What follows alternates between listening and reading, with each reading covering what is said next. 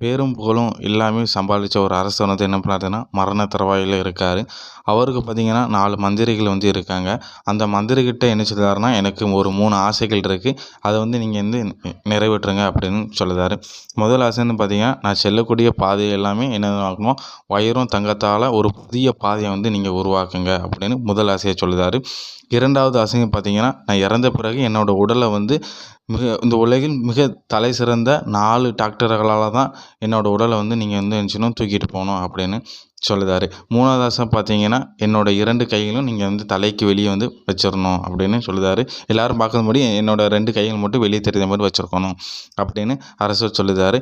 இதெல்லாம் என்னென்னு மந்திரிகளுக்கு யாருக்குமே புரியவில்லை. எதுக்குன்னு மந்திரிகளை வந்து அரசர்கிட்ட கேட்கும்போது அரசர் வந்து சிரிச்சுக்கிட்டே சொல்லுதாரு, போகும்போது, அதாவது நான் இறந்து போகும்போது என்னோடய செல்வங்கள் எல்லாம் எனக்கு பின்னாடி தான் இருக்கே தவிர எனக்கு முன்னாடி வரப்போகிறதில்ல அப்படின்னு சொல்லுறாரு.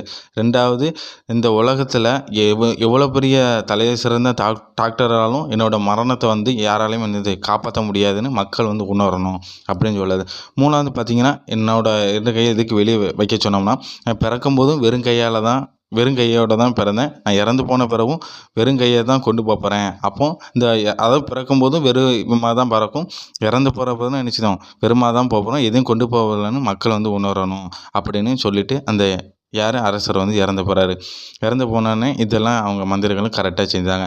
இது வந்து அதாவது இந்த மன்னர் யாருன்னு பார்த்தீங்கன்னா, அலெக்சாண்டர் த கிரேட்னு சொல்லக்கூடிய சிக்கந்தர் அவரோட உண்மையான ஸ்டோரி தான். ஆனால் நம்ம வந்து என்ன செய்தோம்னா, நம்ம பிறக்கும்போதும் வெறுங்கை தான் போகிறோம், கொண்டு போதும் வெறும் தான். அதனால் இந்த வாழ்க்கையை எதுவுமே நம்ம என்ன செய்தோம், கொண்டு போகிறதில்ல. அதனால் நிலையான வாழ்க்கையே கிடையாது. என்றைக்குமே ஒவ்வொரு நொடியும் ஒவ்வொரு இதையும் நம்ம சிறப்பாகவும் மகிழ்ச்சியாகவும் சந்தோஷமாகவும் கொண்டாடிட்டு போங்க.